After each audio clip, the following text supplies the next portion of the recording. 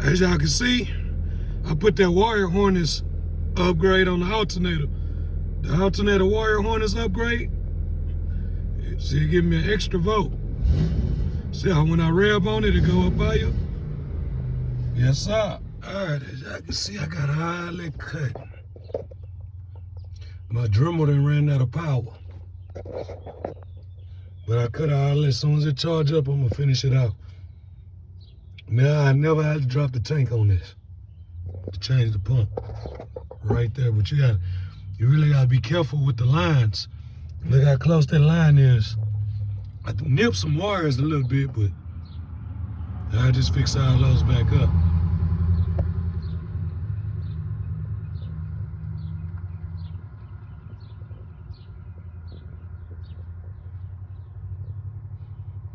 Trying to do it without blowing myself up too.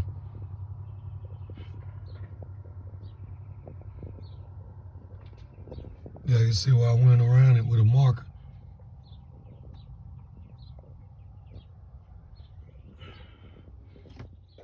As y'all can see, access door cut. I gotta do a little bit more cutting right there to that line. I damn near did right there. Just gotta do that. Take that out too. I actually don't even know what this is. That little plug. But as y'all can see the sending unit. I'm just trying to take it all the way where I can see the rubber hose screwing into the aluminum 3 lines. So I got an access door now. Of course, I'm gonna go get me some sheet metal and make me a door to cover it. And you see, I got the cut in that boy though.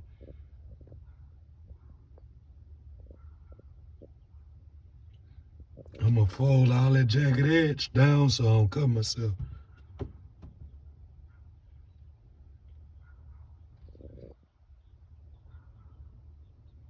Yes, sir.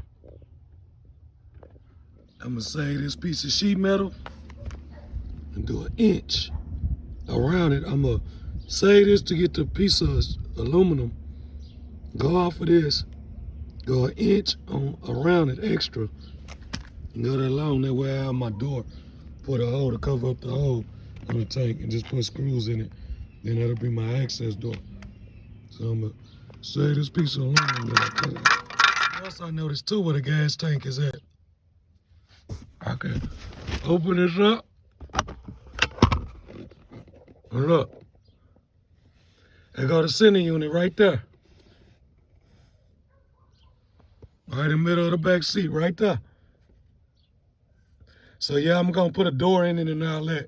Now I got easy access to it without dropping the whole tank.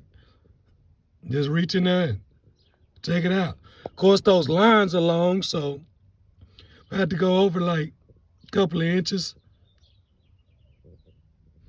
But yeah, it's through the back seat.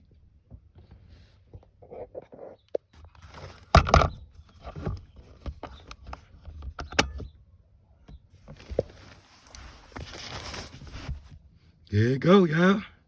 Just like that.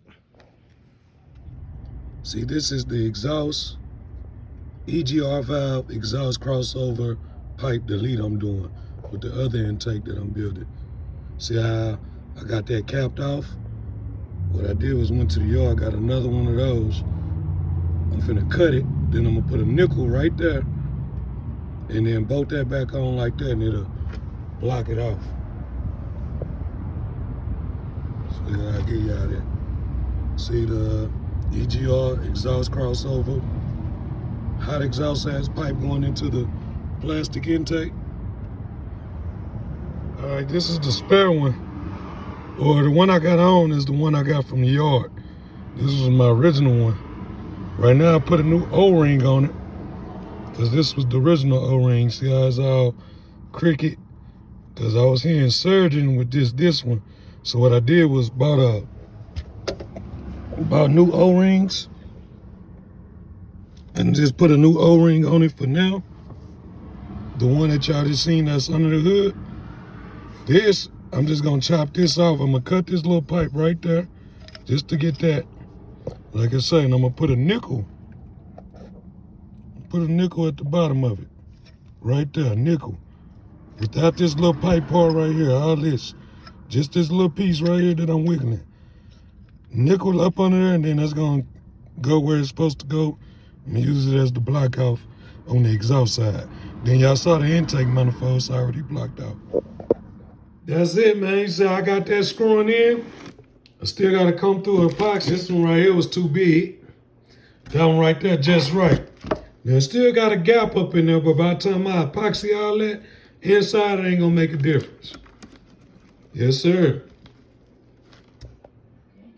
Y'all see how the fiberglass is in there? That's where the hole was on the outside, but now it's that.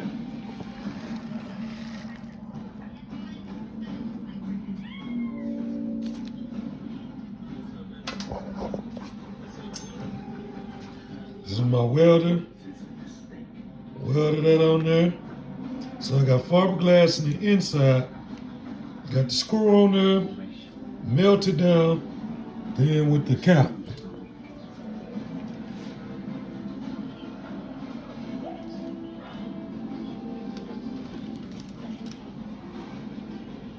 EGR crossover delete.